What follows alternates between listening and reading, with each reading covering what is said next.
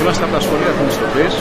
Έχουμε κάνει την εταιρεία EcoCycle, η οποία είναι ένα πόρταλ, ένα διαδικτυακό μέρος, μια διαδικτυακή κοινότητα, στην οποία θέλουμε να δώσουμε την αφορμή για οικολογική δράση ανταλλαγής και ανακύκλωσης. Η όλη εκδήλωση θεωρώ ότι είναι ένα μεγάλο βοήθημα για τα παιδιά για να βλέπουν με ένα διαδραστικό τρόπο τη θεωρία στην πράξη. Ευχαριστούμε για άλλη μια φορά το ΣΕΝ για τη βοήθεια που πρόσφερε και φέτος. Η σημερινή ημέρα μας φάνηκε καταπληκτική, έχουμε περάσει πάρα πολύ ωραία, τα παιδιά είναι πάρα πολύ ενθουσιασμένα. Αρκετά μας είναι η πρώτη φορά που έρχονται εδώ. Στο μόλ έχουμε έρθει το πρωί, έχουμε ξυπνήσει πάρα πολύ νωρίς, αλλά δεν μας πειράζει καθόλου. Είμαστε ενθουσιασμένοι και περνάμε φοβερά και ελπίζω και κάθε χρόνο να υπάρχει αυτός ο διαγωνισμός ώστε να μπορούμε όλοι να ερχόμαστε και να συμμετέχουμε.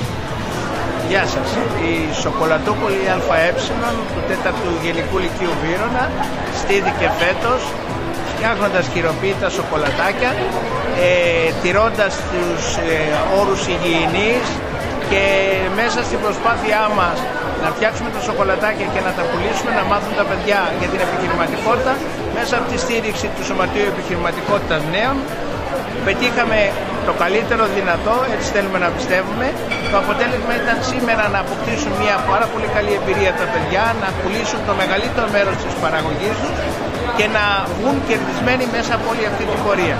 Ευχαριστούμε το ΣΕΝ και ευχόμαστε η επόμενη χρονιά να είναι πάλι μια προσπάθεια και να έχουμε την στήριξη του και πάλι.